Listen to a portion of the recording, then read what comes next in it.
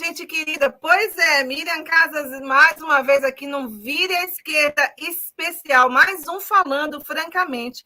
E hoje, como vocês já viram, a gente vai contar com mais uma presença especial. Mas eu não vou nem apresentar, porque essa parte querida eu vou deixar para duas companheiras queridas. Só estou aqui para lembrar vocês também, né, de que a Fibra é uma união de coletivos, né, de movimentos sociais organizados, de coletivos internacionais e nacionais. A Fibra é suprapartidária, mas está, sim, nessa luta junto com você, em busca da democracia, em busca de resgatar o nosso país das mãos do fascismo. Nós estamos juntos, juntas e juntos com vocês. E hoje contamos com a presença de companheiras de Barcelona. A gente vai trazer a nossa querida jornalista Kátia Policeni e a nossa jornalista e também querida Heike Weger. Nossa, meu alemão está quase. Ainda bem que eu moro na Alemanha. Bem-vindas, muito bem-vindas ao programa Vira à Esquerda, no programa Falando Francamente, né? Nesse quadro Falando Francamente, que começou nessas eleições, e a gente está trazendo personalidades, potências que vão, sim, junto com a gente, ajudar o país a abrir os olhos e saber o quanto é importante a eleição no primeiro turno do presidente Luiz Inácio Lula da Silva. Cátia, é contigo, suas considerações iniciais, e aproveite você para apresentar os nossos próximos convidados também. Tá bom. Boa noite aqui na Europa e boa tarde no Brasil. Bom, o programa de hoje é super importante, né? Estamos a 10 dias do primeiro turno das eleições no Brasil e contamos aqui com um grupo bastante importante para fazer essa conjuntura e a gente espera levantar esse debate, né, do campo progressista e contribuir. Eu já começo dando a palavra para a Heike, que é a coordenadora do Núcleo PT aqui em Barcelona, e ela vai convidar já os demais integrantes, tá bom? Obrigada, Kátia. Boa tarde, meu Brasil. Boa noite, Europa. Sou Heike, falo de Barcelona, na Espanha, onde eu sou a coordenadora de um núcleo do Partido dos Trabalhadores, fundado em janeiro deste ano. Atualmente temos 43 filiados que votam em Barcelona, mas que moram em outras províncias, além da Catalunha. O País Basco, Navarra, Aragão, Valência, Múrcia, Ilhas Baleares, La Rioja e Principado de Andorra. Bastante gente. A chegada das eleições e de todas essas incertezas geradas pelo governo fascista e militar que hoje ocupa o poder, nos impõe uma necessidade de estarmos 100% mobilizados no Brasil e no exterior. Cabe a nós atuarmos de forma articulada com os demais núcleos do Partido dos Trabalhadores, no sentido de que o mundo se interesse pelo nosso processo eleitoral, que sejam eleições limpas e que um eventual golpe seja prontamente rechaçado pela comunidade internacional. Nos comprometemos a participar do debate, nos posicionar, organizar ações e atos e trabalhar pela eleição de nossos candidatos, sempre tendo como princípio orientativo o Estatuto do Partido dos Trabalhadores e sua Secretaria de Relações Internacionais e de Comunicação. Eu não quero deixar de mencionar o Jean Willis, nosso filiado querido e uma pessoa extremamente atingida negativamente pelo governo do Inominável. Ele é um exemplo de resistência para nós e tem muito a nos ensinar, já que é um doutorando de ciência política. Estamos juntos, Jean. Feliz Primavera, Brasil, com Lula presidente. No primeiro turno, apresento a Glória Cassaldáliga. Ela vive na cidade de Balsareny, uma cidade de interior a 70 quilômetros de Barcelona. Ela é jurista, membro do Comitê de Apoio ao MST de Barcelona desde o seu início em 94 e presidenta da Fundação Pedro Cassaldáliga. Seja muito bem-vinda, Glória. Oi, agora, boa noite. Agora, eu passo a palavra para o companheiro Flávio Carvalho, que é sociólogo, escritor e representante da Fibra. Vem, Flávio. Boa noite, pessoal. Boa tarde, bom dia. Então, é um prazer estar aqui nessa live.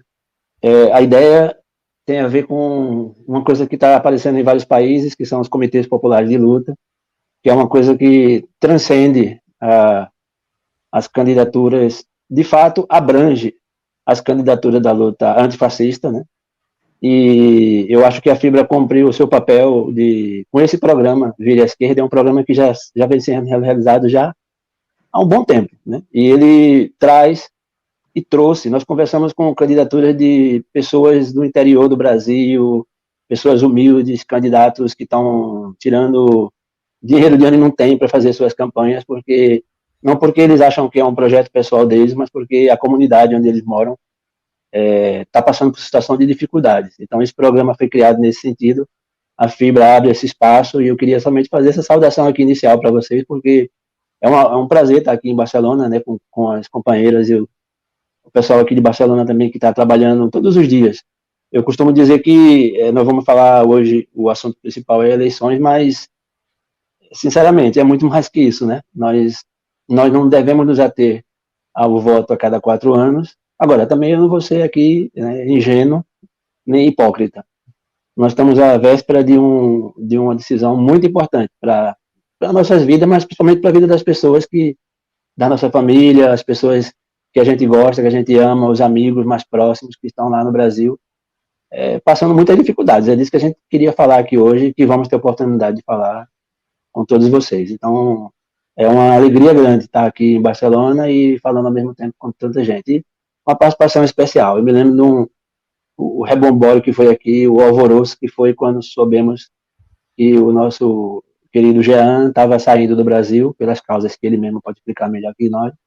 E, de repente, começou a correr aqui na comunidade brasileira antifascista, né, que é uma grande comunidade. Bom, olha, parece que ele veio para Barcelona. E aí foi uma festa. E hoje ter o Jean aqui com a gente é muito bom. Obrigado. Um abraço para todos vocês. Um abraço.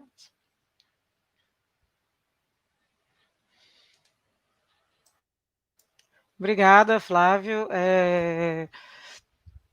Eu queria convidar o professor Henrique Castro Ferro, sindicalista.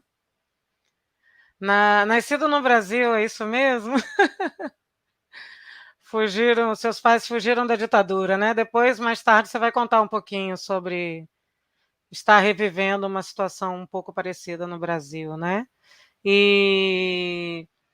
Bom, e o convidado especial, né, o nosso colega, jornalista, professor e principalmente ativista, o ex-parlamentar Jean Willis, ex-parlamentar só por causa da conjuntura do Brasil, né?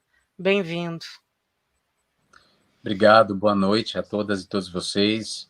Obrigado à Fibra pelo convite para falar. Espero que o papo seja bacana, seja produtivo, que eu acredito que seja o objetivo dessa nossa conversa. Bom, obrigada, Jean. Bom, eu vou começar fazendo uma pergunta para ti, depois a gente abre para os demais participantes também, ou fazerem perguntas e começamos o nosso bate-papo, né? Naquele ano de 2018, você foi um parlamentar super votado, e um ano depois você abriu mão do seu cargo e teve que sair do país, né? Eu queria que você falasse brevemente o que isso representou e o que a perspectiva de um governo, uma possível eleição do Lula daqui a 10 dias, o que muda para você? Você está pronto para voltar? Quais são os seus projetos? Obrigada. Kátia, só para fazer um ajuste aí nos fatos, eu fui eleito pela primeira vez em 2010. Sim, na cronologia, desculpa. Fui reeleito em 2014 e fui eleito para um terceiro mandato em 2018. Da eleição de 2010 para 2014, eu multipliquei em 11 vezes a minha quantidade de votos e fui o 7º mais bem votado da bancada do Rio de Janeiro. E de 2014 para 2018, por conta de toda a campanha de difamação, de assassinato de reputação movida pelo que hoje esse ecossistema digital, que a gente chama de gabinete do ódio, esse ecossistema de assédio e de ameaça e destruição de reputação, graças à atuação desse ecossistema, eu minha votação voltou a cair em 2018, embora eu tenha sido eleito. Eu não quero voltar a essa história, porque essa história é muito conhecida, eu acho que vocês já conhecem, eu já publiquei um livro sobre isso, em 2019, O Que Será, eu trato disso, eu já dei inúmeras entrevistas para diferentes veículos, não só no Brasil, com veículos internacionais, sobre as razões e os motivos da minha saída do Brasil. Enfim, todo mundo sabe das ameaças que eu sofri, esse foi o motivo. Desde que eu saí, eu tenho feito uma atuação de fora contra esse regime, né? Porque, para mim, tudo tinha ficado muito claro muito antes sobre o avanço da extrema-direita, como a extrema-direita estava se organizando na base da pirâmide, como ela estava movendo os corações e as mentes, como as esquerdas não conseguiam mais dialogar, estavam perdendo o diálogo com essa camada da população, como a mentira estava fazendo sucesso, né, sobretudo nas mídias sociais. Então, ficou claríssimo para mim isso muito antes. Eu era a vítima desse processo, talvez por isso também tenha ficado muito claro. Então, o governo Bolsonaro, para mim, não é uma novidade. Eu já imaginava o que aconteceria, o que seria do Brasil. A única coisa que era impossível prever era a pandemia de Covid-19, que tornou tudo pior, mas que, ao mesmo tempo, embora tenha tornado tudo pior, foi também um elemento inesperado por eles e que, de alguma maneira, surpreendeu esse governo e pôde deixar desnudar as intenções nazistas desse governo. Se a minha perspectiva, eu estou sempre pronto para voltar, porque quando a gente sai do país, obrigado, eu não saí do Brasil porque eu quis, não estou de férias, nem estou passando um tempo fora. Eu estou fora do Brasil porque a violência política me obrigou a sair. As condições de atuação política e intelectual no meu país desapareceram para mim, e por isso eu encarei a vida de imigrante, de exilado e de imigrante, e estou nessa vida desde então. Então, eu desde fora, eu estava atuando contra esse regime o tempo inteiro, porque minha perspectiva é sempre voltar, ou pelo menos ter o direito de ir e vir, né, de entrar e sair, que é uma coisa que atualmente eu não tenho. E o Lula vencendo as eleições, é claro que o clima no país já está mudando, de certa forma. Com o Lula vencendo as eleições, o clima no país vai mudar a ponto de eu poder voltar. Claro que eu não vou ser ingênuo de achar que eu vou poder voltar tranquilamente, ou que eu não vou ter que observar um certo esquema de segurança no primeiro tempo. Claro que eu vou ter que fazer isso, porque eu sou considerado um inimigo público por esse regime fascista. E por isso eu tenho que tomar cuidado. Mas é claro que o Lula vencendo, essas condições mudam e eu vou voltar, seguramente. Tá bom, muito obrigada. E agora eu gostaria, por favor, que a Glória Casadaglia, com a sua visão, né, mais jurídica, e também membro do comitê do MST, fizesse uma avaliação, né, dessa insegurança jurídica que o brasileiro de esquerda, principalmente as pessoas públicas, vivem até hoje nesse cenário polarizado que a gente está no Brasil.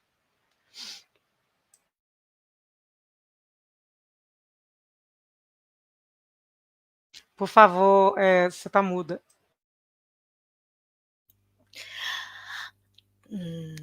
Obrigada, boa noite. Claro, na certeza, né, dessa insegurança que você falava, mas no Brasil eu acho que é um pouco o grande exemplo, né, do que está acontecendo, aliás, inclusive em outras partes do mundo também, né? E é incrível, né, que dentro do que chamamos de democracias, né, aconteçam essas coisas, né? Eu gostaria de falar com o Jean ou qualquer outro de vocês essa preocupação que existe, né, da possibilidade de golpe, né, de que o governo atual não aceite os resultados, né, das eleições.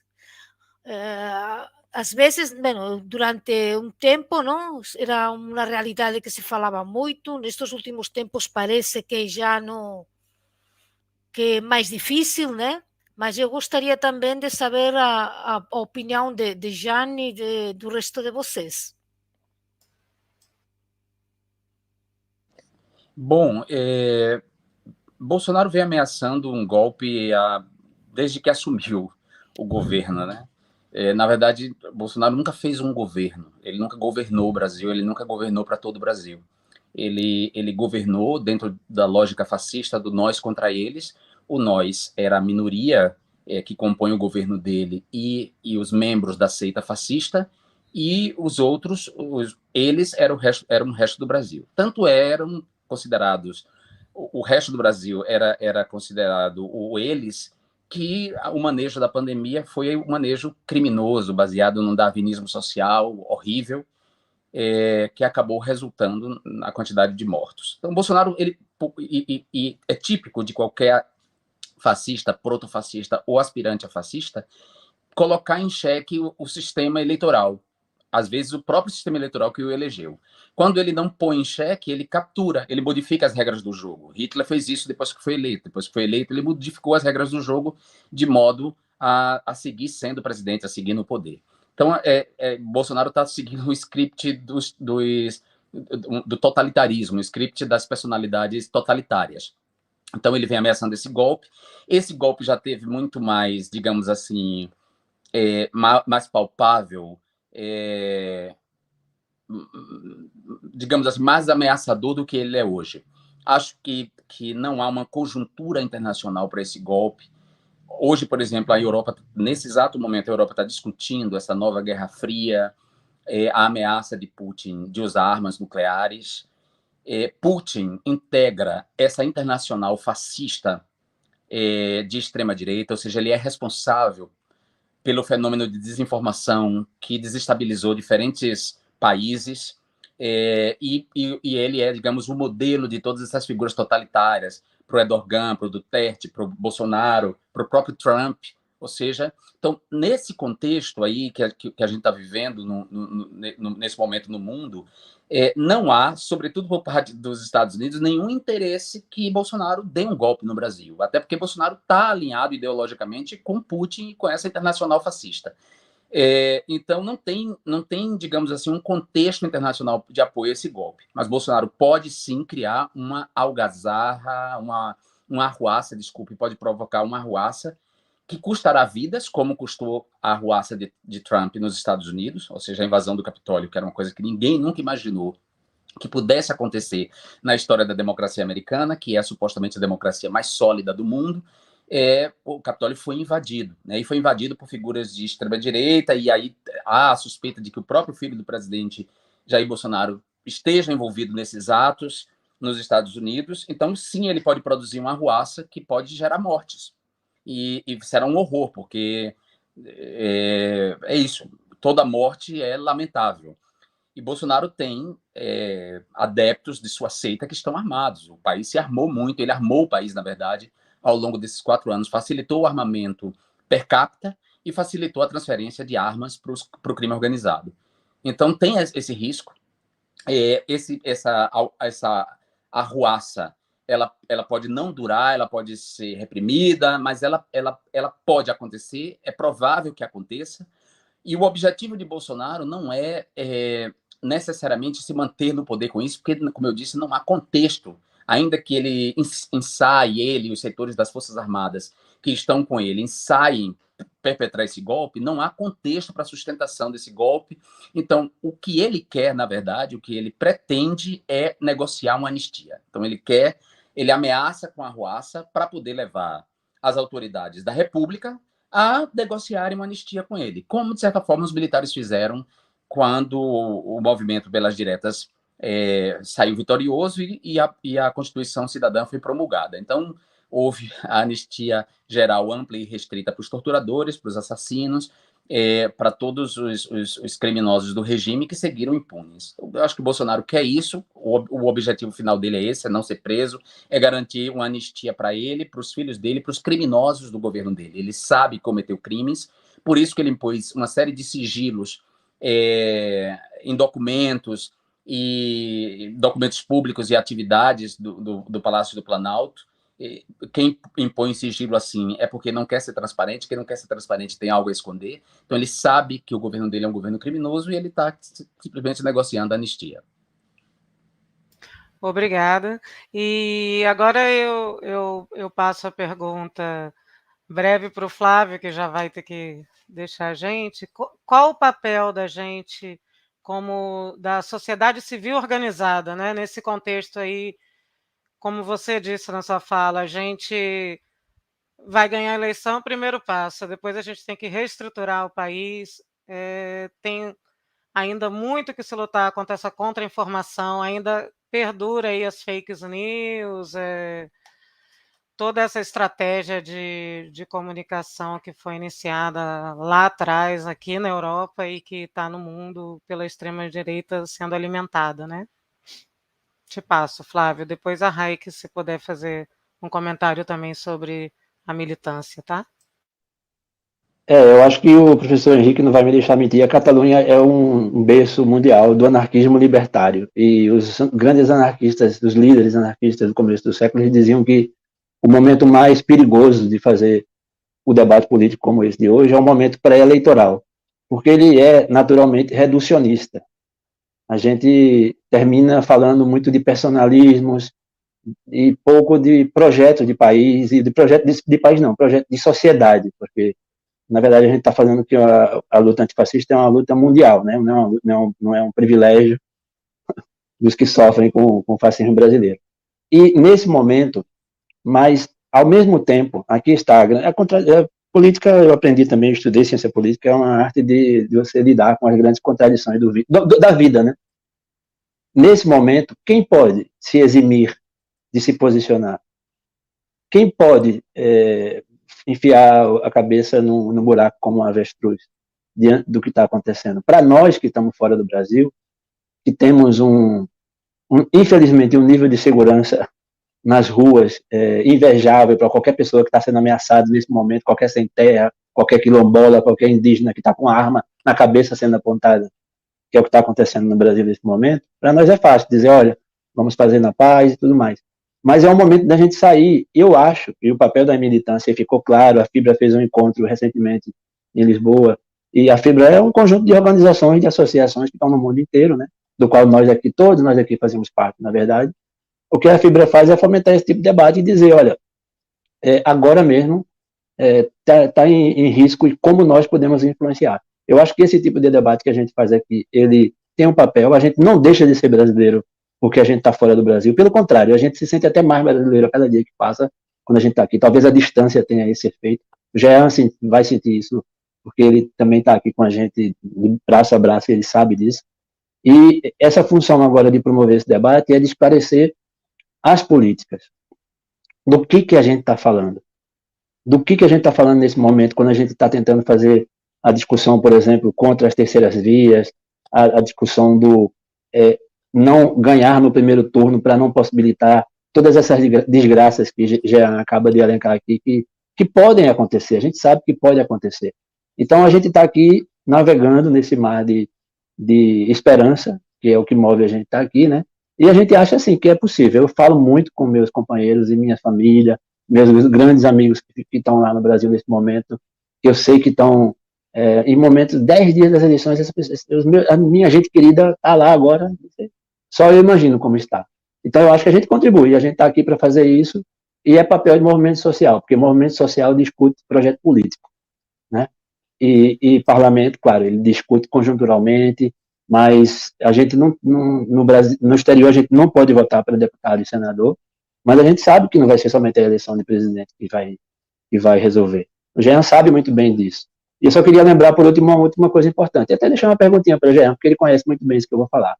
Maria Dantas é uma deputada, colega nossa, companheira. É um desgaste, para quem conhece ela, é amiga dela, como eu sei que você também é um desgaste, é tremendo, o desgaste não sei, é vital, é emotivo, é de tudo. E o quanto a gente precisa estar junto com pessoas como você, com ela, e com as pessoas que estão ainda fazendo campanha no Brasil para segurar uma onda que não é da pessoa. Parece que a pessoa carrega um peso do mundo nas costas por essa história do parlamento, né? E um dia a gente vai democratizar mais isso e vamos fazer com que os parlamentos sejam mais representativos, vamos ter conselhos, comunas, seja lá o que for, para a gente não ficar dependendo tanto de uma estrutura pesada, elefantesca como é um Congresso Nacional. O Jean viveu isso, talvez ele comente um pouco sobre isso depois. Mas esse é o nosso papel. Para mim, eu tenho claro. Eu espero que as pessoas também estejam conscientes do momento importante que a gente está vivendo. Obrigado. Olha, falando francamente, já que o nome do programa é esse, nós estamos aqui pregando para convertidos. Estamos tendo uma conversa entre nós, que eu não sei qual é o alcance, o impacto dessa conversa, mas eu acho que ter qualquer conversa é importante, por isso mesmo eu estou aqui conversando com vocês, certo? Cada um nessa história sabe qual é o tamanho do seu papel, e acho que nessa história ninguém está pensando em personalismo, embora a gente não tenha como fugir do personalismo, por exemplo, da figura de Lula. É muito bonito falar em não personalismo e muito bonito imaginar uma sociedade mais horizontal, é tudo que a gente quer, mas não é assim que a banda toca. A gente tem uma eleição para ganhar concretamente. O nome, que é o grande catalisador das forças cívicas democráticas nesse momento, que vai salvar o Brasil do fascismo, é Lula, então a gente não tem como fugir do personalismo. Estamos numa batalha para poder fazer com que o governo dele seja um governo democrático, seja um governo mais à esquerda, mas a gente sabe que esse governo é uma coalizão de forças democráticas, liberais, de centro-esquerda, socialistas, para livrar o país do fascismo, que é o mais importante. Cada um faz o seu alcance. Meu trabalho, como eu não posso fazer trabalho de base por uma questão óbvia, eu sou uma pessoa conhecida e eu corro riscos concretos junto à comunidade brasileira vivendo fora do Brasil, porque a comunidade vivendo fora do Brasil não é esse conjunto de pessoas de esquerda, bem intencionadas e plugadas culturalmente. A comunidade brasileira vivendo fora do Brasil é conservadora, tem uma tendência a achar que é rica porque está na Europa, é preconceituosa, se informa muito pouco, não consegue relacionar sua condição de imigrante com o que está acontecendo no Brasil. Então, se eu pudesse fazer um trabalho de base junto a essas pessoas, eu estaria fazendo. E olha que eu faço na medida do possível. Para todos os eventos que eu fui convidado, que pudesse chegar a essas pessoas de alguma maneira, eu fiz. Eu contribuí e fiz.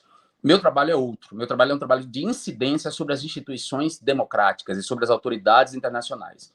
Então, falar no parlamento espanhol, me reunir com as autoridades daqui, ou de Bruxelas, da ONU, ou fazer um conjunto de visitas, como eu fiz nos Estados Unidos, aos deputados e senadores democratas, do Partido Democrata, falar para os meios de imprensa, já que eu tenho uma voz e um alcance.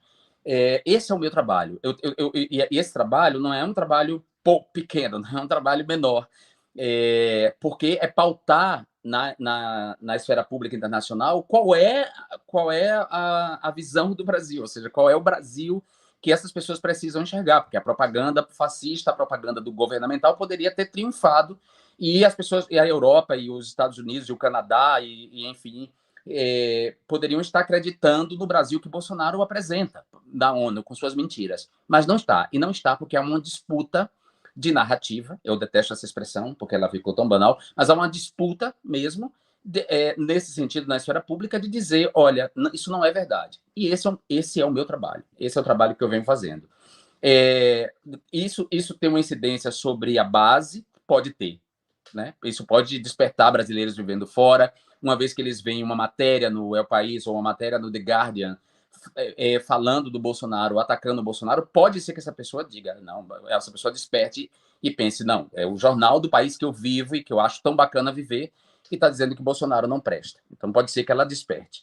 Então esse é o papel, e cada um vai cumprir um papel nessa história, certo? Cada um vai cumprir um papel nessa história. Cada um de vocês que estão vivendo fora do Brasil e que tem contato muito maior com essa comunidade, com a base, aí sim há que ter essa tarefa de virar voto, de explicar o que está acontecendo, agora a gente fez um primeiro movimento de fechar as portas, porque ninguém é obrigado a lidar com fascista, ninguém é obrigado mesmo a lidar com fascista, mas uma vez que Lula galvanizou esse movimento democrático de reconciliação, eu acho que também quem tem acesso às pessoas mais da base podem reabrir as portas, ou tentar reabrir as portas e as janelas para conversar com essas pessoas, para ver se abre os olhos delas, para ver se a gente consegue um resultado diferente.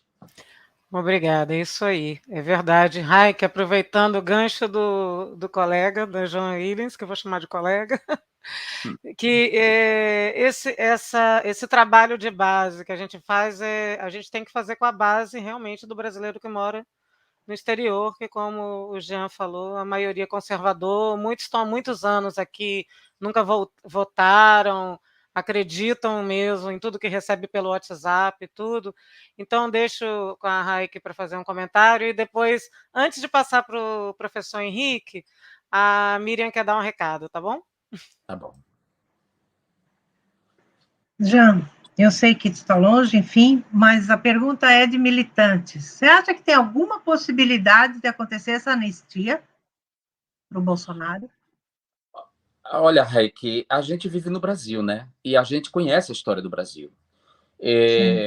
A gente conhece a história do Brasil. É muito difícil que os criminosos serem punidos no Brasil. Imagina, o Estado brasileiro decidiu perpetrar um genocídio em Canudos e matar aquele monte de mulheres esquálidas e crianças famintas, degolar aquelas pessoas, fuzilá-las e depois degolar.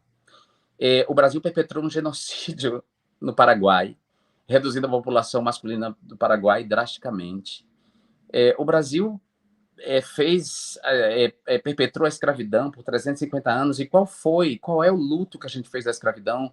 Como é que a gente encara, qual foi a comissão da verdade levantada sobre a escravidão e sobre depois os benefícios dados aos fazendeiros e não aos escravos? Ou seja, nosso país é um país de impunidade, por isso mesmo um país que drasticamente repete a história. No Brasil, às vezes, basta sentar para ver a história se repetir.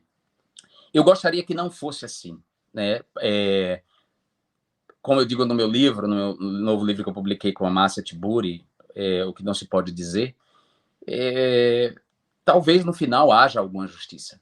Eu estou buscando a minha justiça. Eu tenho acionado a justiça da maneira que eu posso para punir todos os canalhas que tentaram destruir minha vida com suas mentiras, com as ameaças. Então eu quero crer que pode haver alguma justiça, mas, olha, criminosos, assassinos, torturadores morreram de velho no Brasil, né? Então, eu não sei te responder isso, se haverá, se há essa possibilidade ou não, mas é bem provável. Obrigada, Miriam. Te abro aí a porta para você dar o recado. Eu estou emocionadíssima mesmo com a palavra do companheiro Jean. Para nós que estamos aqui, que viemos aqui para estudar, ou porque nos casamos, né, viemos fazer a nossa vida aqui, é difícil a saudade, né, Jean? A saudade do nosso dendê, do nosso acarajé, do abraço, do afeto gostoso da nossa família. Então, nosso abraço solidário a você, nosso carinho, nosso respeito e admiração enorme, e você sabe disso. Não só nosso, mas de todo um Brasil que conhece o seu trabalho, a sua luta, e lhe agradece, sente sua falta, porque é o que a gente sempre ouve. O programa Vire à Esquerda é um programa que vai até a minha comadinha, né? Lá na Bahia, lá no interiorzão, ali no nosso sertão, na nossa princesinha, ali nas feiras de Santana, como diz minha mãe, até ao sul do país, em que muita gente na expectativa de ver essa live. Então, nosso alcance realmente ultrapassa fronteiras e chega em quem realmente vota, e chega realmente nas pessoas que estão ligadas na mudança, esperançando, realmente levando a sério a máxima que nós estamos levando desde quando foi implantada essa ideia maravilhosa do Nova Primavera, o qual eu me orgulho de ter feito parte das 2 etapas, o qual nós aprendemos muito, de florear, de freirear, né, a militância, e a gente está vendo o resultado disso, né? Eu queria depois que a Caixa falasse sobre isso também, chamasse atenção sobre o vira-votos. E lembrando a você que está aqui nos assistindo, né, da importância dessa frasezinha aqui, do nosso querido Emerson, que faz parte aqui da Fibra. Queremos votar para deputados federais e senadores no exterior. Então, vou deixar isso aqui no ar para que você depois colocasse também em pauta, porque é importante. Eu queria também que você, professor, eu adoro lhe chamar de professor, porque me soa como música nos ouvidos, e é tão bom lembrar desse lado seu, tão importante, tão necessário também. E eu teria muito orgulho de ter sido sua aluna, eu de que meus filhos fossem alunos seus, mas eles vão ter alcance com seus livros, e já conhecem o calor do seu abraço, a gente teve a oportunidade de nos ver aí e aqui na Alemanha, que eu guardo com muito carinho, né? Saio mostrando mesmo o carinho e admiração que eu tenho, respeito, lógico. Nós é baiano, nós é barril dobrado, minha comadinha! Olha quem está aqui. Ai, gente, desculpa, mas eu sou assim, e o programa é nessa base. Minha comadinha, vamos acordar aí para a vida, porque este baiano virado no modo de coisa está voltando sim, sabe por quê? Porque a verdade vem, ela vence e ela prevalece. E esse cramunhão dos infernos, ele vai levar o que ele merece, tanto ele como a costa da família dele.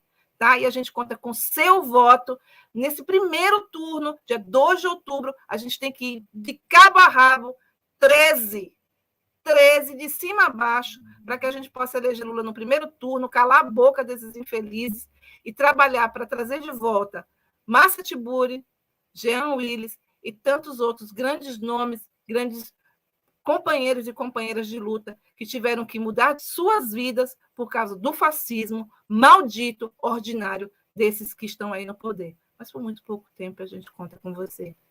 É com você, Grande querida. Grande Miriam, obrigado pelo carinho, por tudo. Nós estamos juntos, estamos juntos, como você costuma dizer. É um momento decisivo mesmo, falta muito pouco para as eleições. Eu acho que esse movimento Vira-Voto é um movimento importantíssimo, um movimento democrático, embora essa chamada terceira via esteja acusando o movimento de antidemocrático, né? Para mim, antidemocrático é permitir que Bolsonaro vá ao segundo turno. Isso, para mim, é antidemocrático. Então, é um movimento democrático, um movimento importante, um movimento que partiu da sociedade civil.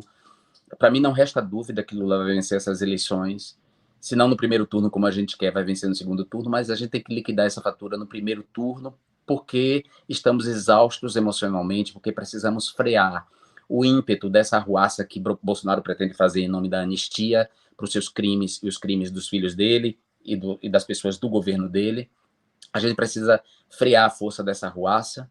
Então, que tudo seja no primeiro turno. Nesses 10 dias, nós temos que fazer o possível, falar com a parentada mesmo. Eu felizmente, eu digo felizmente, eu vivo numa família, minha família, mesmo, não só minha família nuclear, mas minha família ampla, não tem bolsominion, não tem ninguém que vota na direita. Nós somos uma família privilegiada e, aliás, eu agradeço muito, aproveito aqui a presença da diretora da Fundação Casadáliga para dizer que, olha, o Dom Pedro Casadáliga teve uma importância muito grande na minha formação política, né? Porque eu venho do movimento das SEBs, das comunidades eclesiais de base, do movimento pastoral, da teologia da libertação. Então, minha família é toda formada nesse espírito. A gente não é de direita. Mas quem tem parente de direita, e pelo amor de Deus, a gente precisa mostrar para essas pessoas, olha, a verdade sobre Bolsonaro, né? As pessoas precisam sair desse transe. O país piorou muito nesses 4 anos, morreu muita gente, o país está arruinado economicamente, arruinado moralmente, arruinado eticamente e até esteticamente também está arruinado. Eu acho que ainda tem pessoas que a gente pode convencer, pessoas que vão votar no Ciro, pessoas que vão votar na Simone Tebet, que são antipetistas. A gente tem que dizer para elas, olha, esse voto não é um voto no PT, você não está votando no PT, você está votando numa frente ampla, democrática, você está votando num movimento cívico democrático que quer levar o Brasil do mal, que quer garantir o futuro para os seus filhos, para os seus netos. Né? Não é o Lula, não é o PT, você não está votando no PT. Você está votando nesse movimento. A gente precisa livrar o Brasil do fascismo, inclusive para dar a chance de vir um outro deputado, de vir um outro presidente que não seja petista, né? Que seja um presidente ou um presidente de direita, mas que seja de uma direita democrática, ou seja, só vai haver uma direita democrática se houver democracia. e há um risco da democracia, né, desaparecer. Então, a gente tem pouco dia para esse trabalho, o que eu tenho uma agenda lotada de coisas até o dia 2 de outubro. Gostaria de poder fazer mais, se eu fosse uma figura mais anônima, se eu não corresse riscos, eu estaria muito mais nesse trabalho, mas acho que quem pode tem que se jogar nessa história agora, sabe? Mesmo, assim, tentar ir nos restaurantes, nos lugares onde os brasileiros frequentam, colar santinho, falar com as pessoas na saída, fazer um movimento mesmo agora, porque Lula precisa de um ponto, um dígito, para poder só ganhar no primeiro turno. Então, a gente tem esse trabalho aí, essa tarefa para fazer.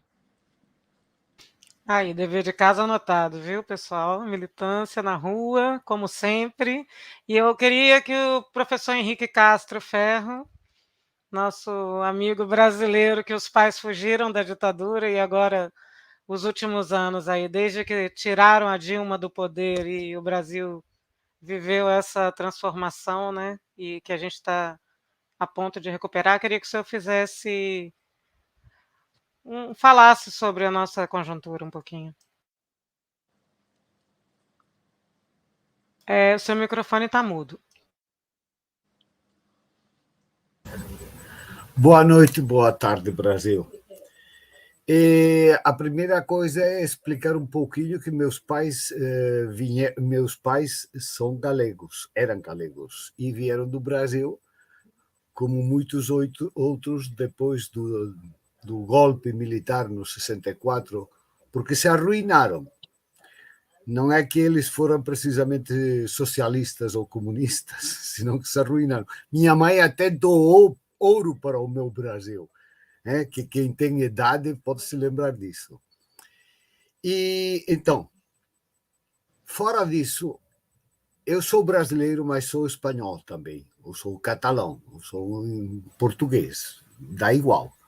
A coisa é que o fascismo, o João tem muita razão, mas o fascismo não é só do Brasil.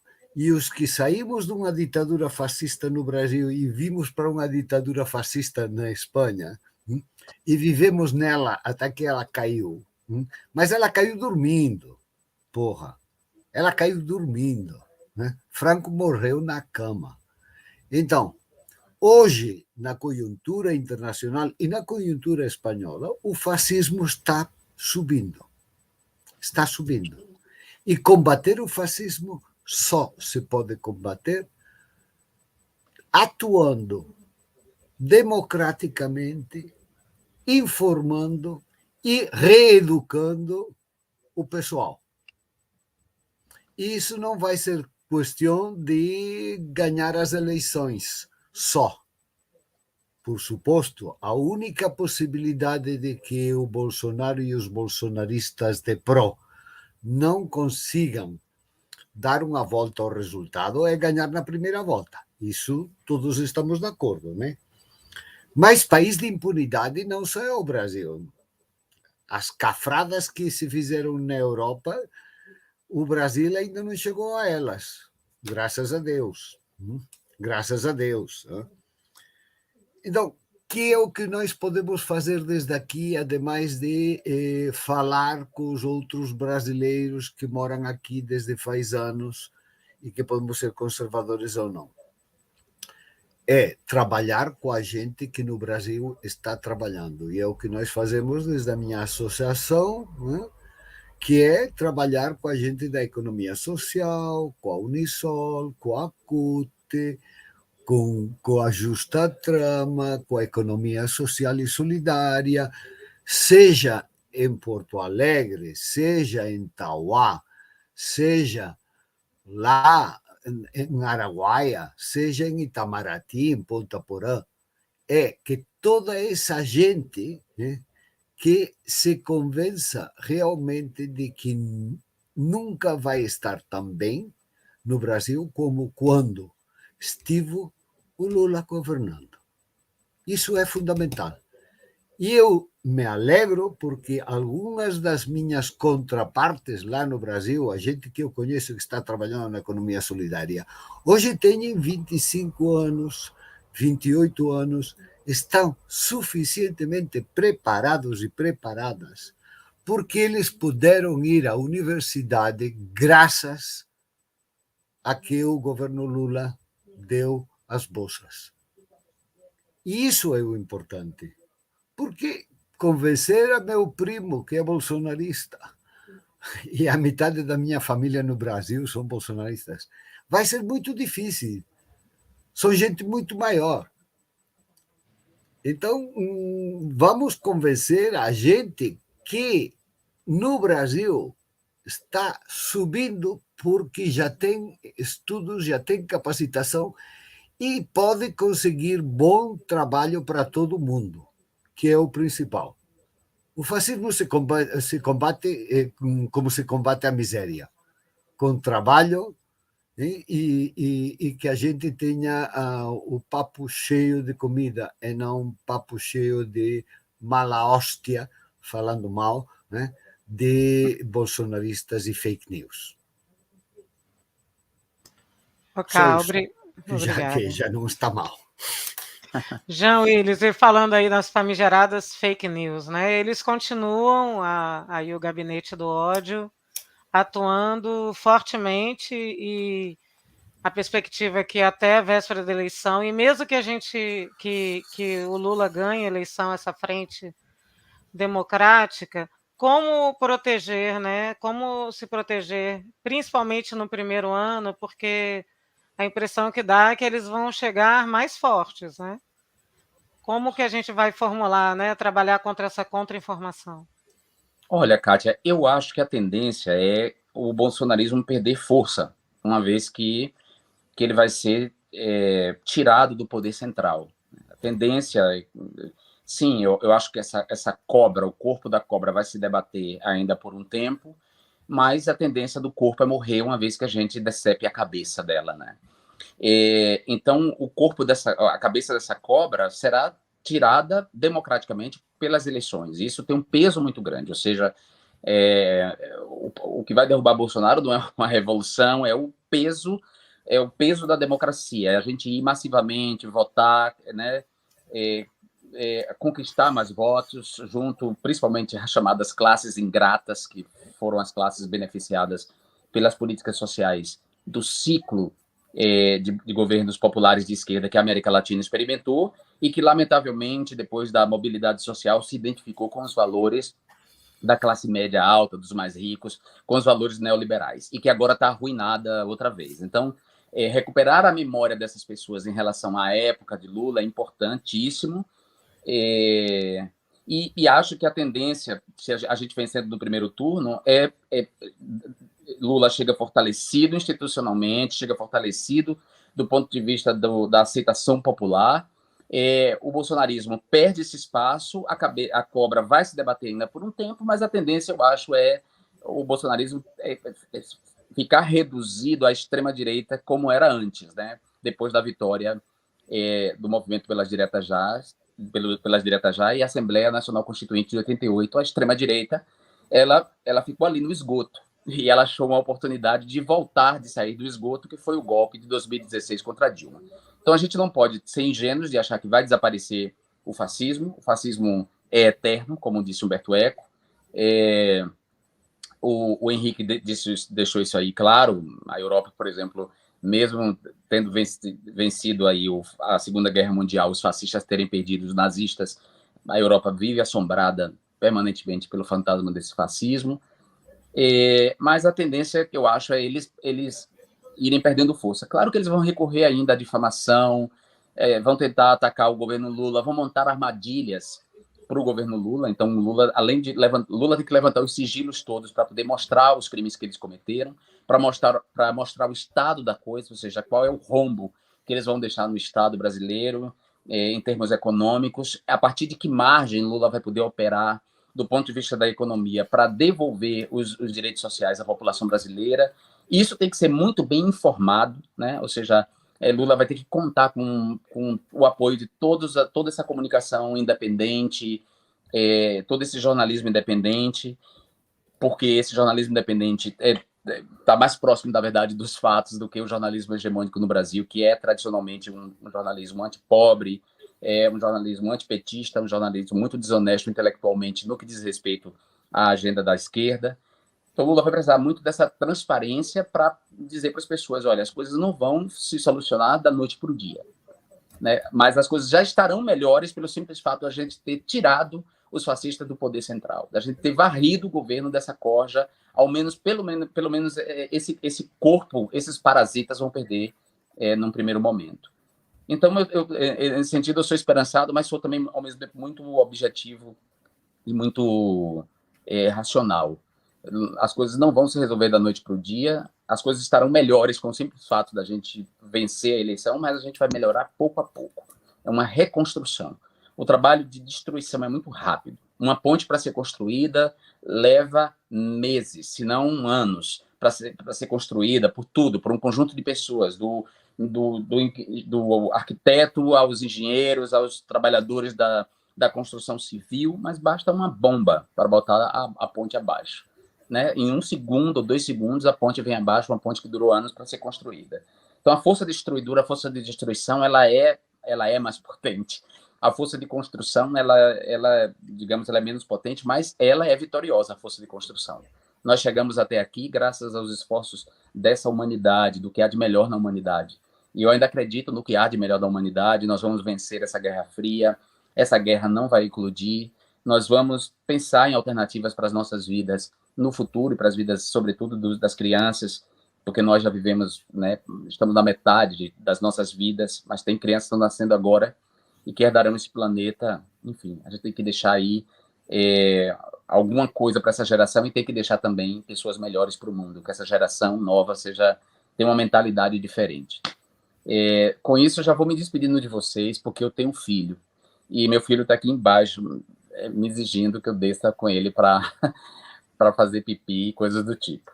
E então, esses filhos peludos são os mais exigentes, não? Exigentíssimos, você nem sabe. Ele me salvou minha vida, é verdade.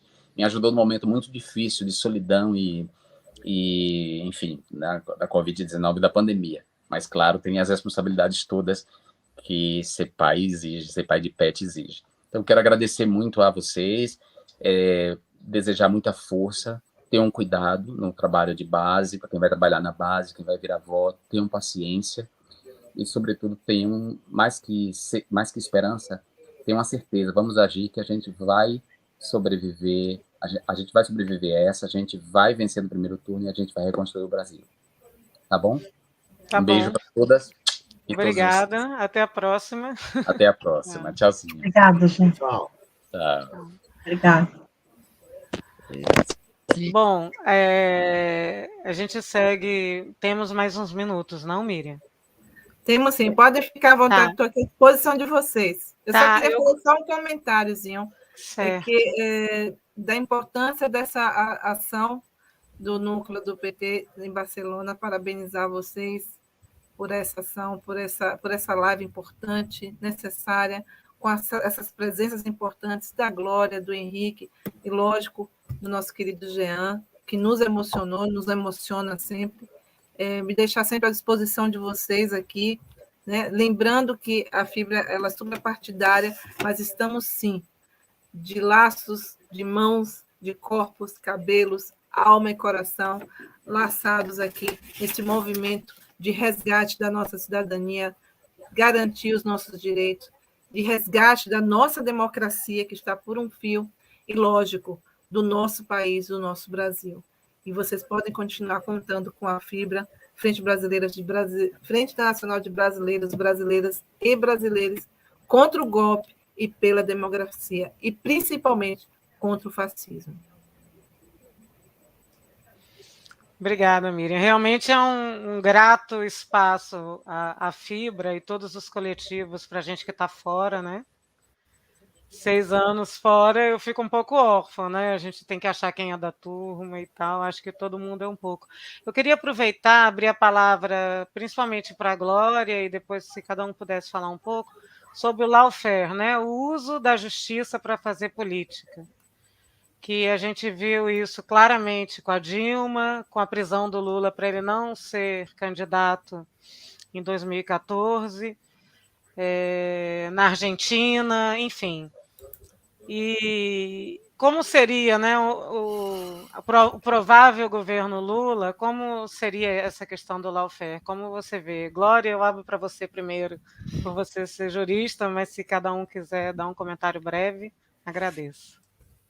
Eu estou lembrando, né, quando a gente estudava direito, né, essa ideia, né, da separação dos três poderes, né, mas infelizmente, né, estamos vendo, né, não só no Brasil, sino como você falava, né, em outros países,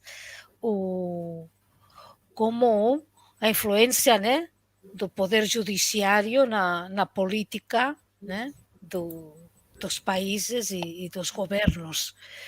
E isso fica complicado, né? O mesmo exemplo temos no Estado espanhol também, né? Que está acontecendo o mesmo, né? Agora com esses problemas na renovação do Conselho Geral do Poder Judiciário e assim. Vamos ver se o governo Lula, né, consegue de novo que essa influência, né, do poder judiciário na política do Brasil realmente seja como tem que ser, né? O poder judiciário é só para controlar, né, que o que o poder legislativo, né, determina seja fato, né, seja feito. Porque caiu duas vezes. Mas vamos ver. Cardoso que estava me ligando. Microfone aberto, Flávio. Então, existe uma proposta de continuidade, né? A gente faz um evento online como esse porque a gente sabe que a força do que a gente pode fazer como militante agora na campanha é online. Porque a gente fala muito com o Brasil, a gente está falando com outros países, tem pessoas aqui que estão em outros continentes até que fazem parte da FIBA. Mas é importante agora a gente também, aqui em Barcelona, como disse Jean e muitos de vocês falaram, a gente tem ainda alguns dias de campanha, estamos conseguindo um local para fazer um debate mais profundo, né, com mais tempo, e tem pessoas aqui que estão interessadas também, tem muita gente boa que podia contribuir com um debate como esse, por exemplo, né, melhor do que uma pessoa como eu, por exemplo, tem gente aqui muito importante que também tem coisas para dizer sobre o que somente começa. Eu acho que, eu concordo com a maioria das coisas que foram ditas aqui, eu acho que é perfeitamente compatível, a mensagem final é essa, né, para mim, por exemplo, é perfeitamente compatível um momento de campanha, né, e a gente não fugir de um debate que está colocado, e não tem mais espaço agora para outras tergiversações, né, votar e colocar a decisão do futuro do país, porque pela primeira vez, às vezes achava que estava exagerando, estão falando do futuro do país, mas é que, imagina, alguém consegue imaginar, alguém aqui, ou as pessoas, alguém consegue imaginar a continuidade dessa desgraça durante mais 4 anos, que podia significar isso? É inimaginável. Então, por isso que a gente vai fazer tudo o que a gente for possível para ganhar agora no primeiro turno, né? E agora eu vou falar um pouco aqui do Casal Dáliga, porque ele tem uma coisa no diário dele que ele dizia assim: a minha política é minha vida. A gente faz política com a vida, a gente não faz política com contradição. A gente não faz política como eu falei, né, com personalismos ou com salvação da pátria. A gente faz política com coerência, né? A gente só faz o que a gente sabe, o que a gente faz todo dia. A gente não pode ser um desgraçado, um filho da puta no dia a dia, sair fazendo, não sendo um ativista antirracista, não sendo uma pessoa que luta no dia a dia contra os machismos nossos mesmos, né? E depois querer falar com as pessoas sobre o futuro do país. Então, nós temos esse papel de seguir sendo o que nós somos. Não vai aqui nenhuma crítica direta a ninguém. Você está dizendo que o maior exemplo que a gente pode dar, Henrique e Glória, todos nós que estamos aqui, Henrique, todo mundo, é o que a gente fez na vida todinha. Como nós nos comportamos perante o mundo, perante as pessoas que a gente ama, que a gente quer. O que foi que fez a trajetória de uma pessoa como o Lula chegar onde ele chegou? Né? Então, é o que eu estou dizendo, é o que a gente tem que fazer é ser um exemplo para nós mesmos, porque, como o Henrique diz, eu, sinceramente, não tenho tempo a perder com uma parte que eu espero que seja a mínima da população brasileira. Não tenho tempo. E não peça a uma mulher favelada nesse momento que, paciência, minha senhora, calma, minha senhora, não sei o quê. Não, não. Ela está com fome hoje, agora. Eu jantei. A maioria de nós aqui jantamos, mas tem pessoas que não comeram ainda no país. Então, essa paciência pedagógica que a gente fala e prega, ela, para algumas pessoas, ela não perdeu o sentido no Brasil. Por isso que a gente está falando de uma coisa urgente. Mas isso não é incompatível com a perspectiva de futuro, de fazer da nossa vida coerência e de mudar o Brasil no dia a dia. Isso, obrigado, desculpa te cortar.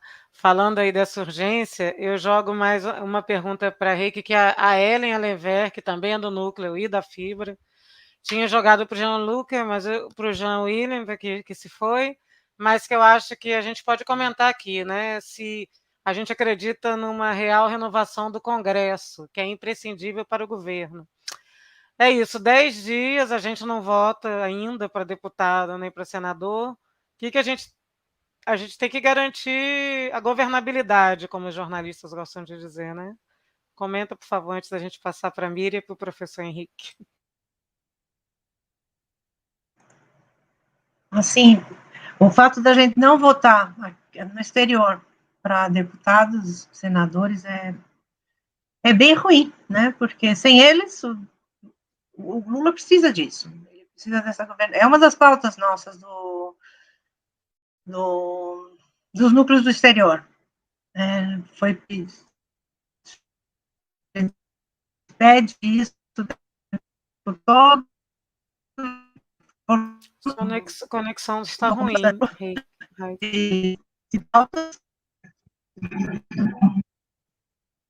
Deu que cair?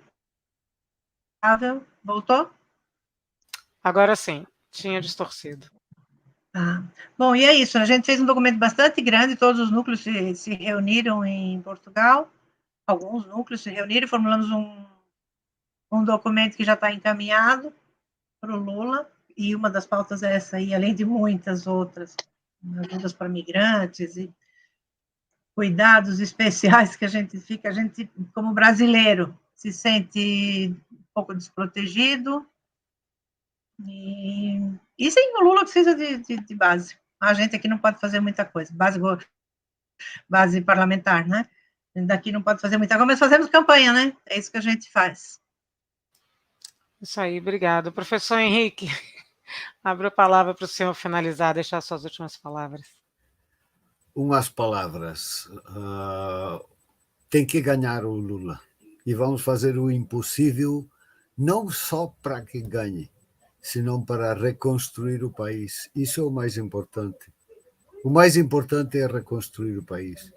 Seja desde a economia solidária, seja desde a Bolsa Família, seja de onde seja, porque em estes momentos o Lula significa a única esperança para o Brasil. E não esqueçamos, Reiki e outros, não esqueçamos que o Brasil é um país presidencialista, que um Congresso pode fazer muito mal, mas é um país presidencialista e um presidente tem muito poder. Tem muito poder. E tem que utilizar esse poder. O nosso Lula. Viva o Lula! Vamos lá, gente. Obrigada. Glória, quer deixar o último recado? Que eu acabei interrompendo, acho que no finalzinho, que você ia falar. Não, eu só queria lembrar o que o Jean falava antes, né? Temos que cortar, né? Estirar essa cabeça da cobra, né? Já, no primeiro turno, né? Lula, já. Obrigada. Miriam, para você.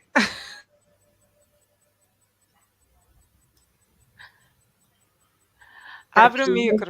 Pois é, emoção, porque tanta gente boa, tanta gente querida, luta, e como eu já escrevi aqui no chat, vou tornar a repetir, a alegria, me sinto muito honrada de ter colaborado com uma live tão importante. Eu vou colocar todo mundo aqui junto, porque eu não sou protagonista aqui, não. Aqui essa live é de vocês.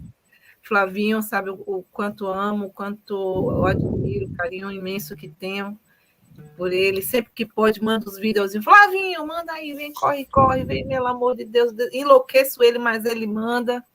Ter conhecido a Glória, que prazer, que alegria. Espero reencontrá-la muito em breve, não só aqui pelas lives, mas também pessoalmente. O Henrique, um grande beijo no coração também. Encantadíssima com a Kátia. Que voz, que presença. Já vou roubar todo mundo para mim. A Raika também vou roubar para mim. Esse pessoal, eu quero esse povo tudo para mim, aqui para a Fibra, que a gente está precisando de gente forte para reforçar ainda mais a nossa luta aqui pelos nossos direitos como brasileiros e brasileiras atuantes dentro da militância internacional para um Brasil melhor. Nós estamos fora do país apenas fisicamente, mas os nossos trabalhos, as nossas ações, elas são em conjunto, em coletivo, em coletivos que formam a Fibra.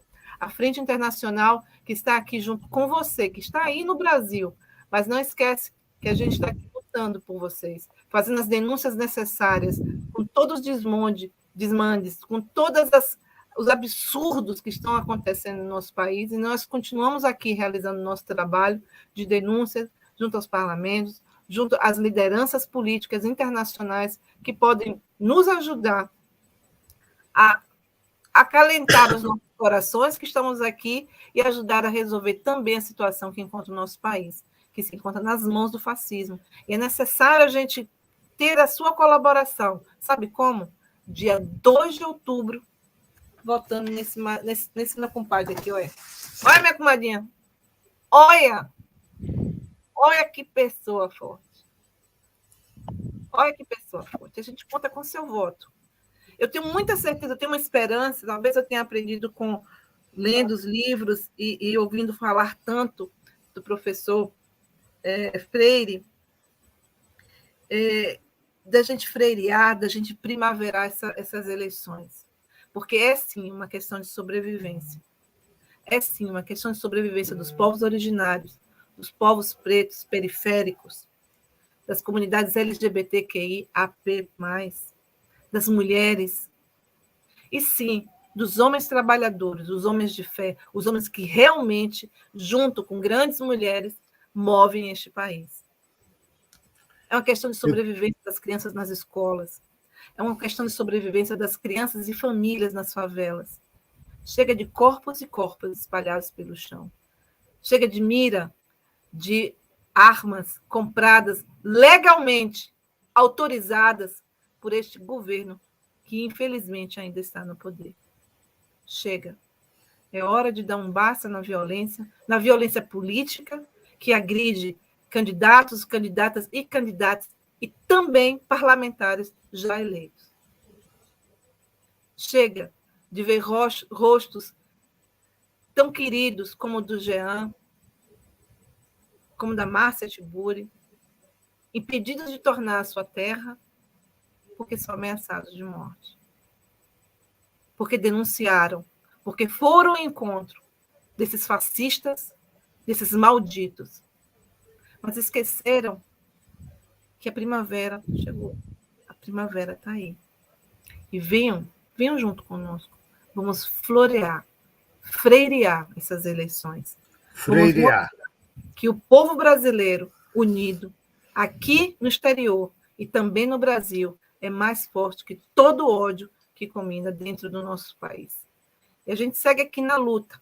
Deixo aquele abraço imenso para você que nos acompanhou. Um beijo imenso ao Caio Pessoa, a Márcia, a Ana Lee, um beijo, querida, a Gaia Terra, a André Marchiori, muita gente aqui, Jesus Cristo, a Renê, a todos vocês que participaram aqui, que vieram deixar o seu recado. É muita gente bacana. Um grande beijo. Eu deixo aqui nas mãos da Kátia e da Raika para dar as considerações finais dela e me mantendo sempre aqui à disposição, lembrando que é a gente daqui, vocês daí e Lula lá. Vai de 13.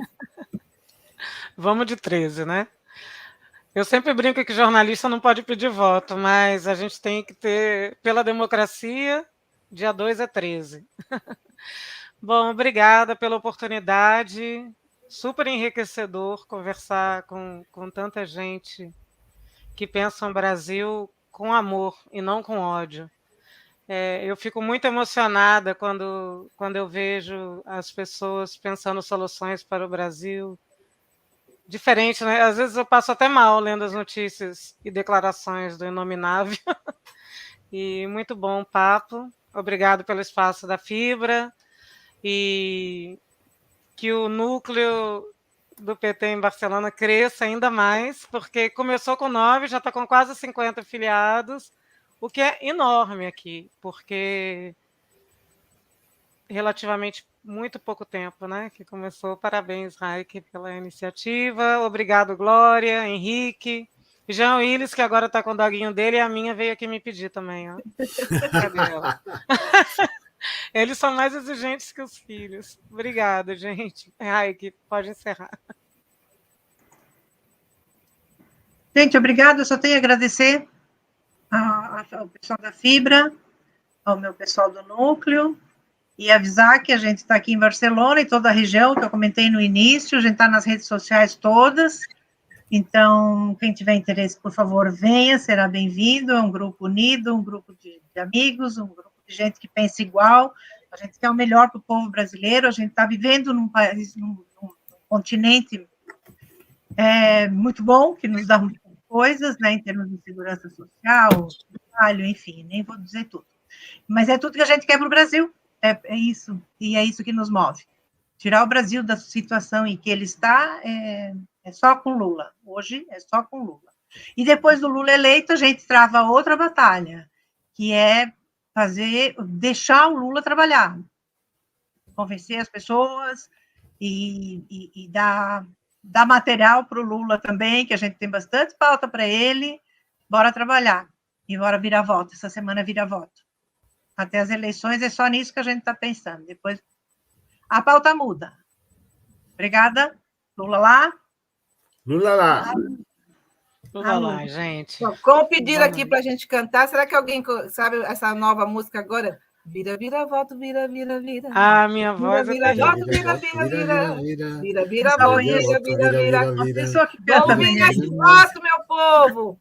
Vira voto. E a gente segue na luta e faz o L e vem de 13. É o Isso aí. programa Vira à Esquerda e mais um Falando Francamente. A gente se vê por aqui. Até amanhã, gente querida. Beijo. Até amanhã.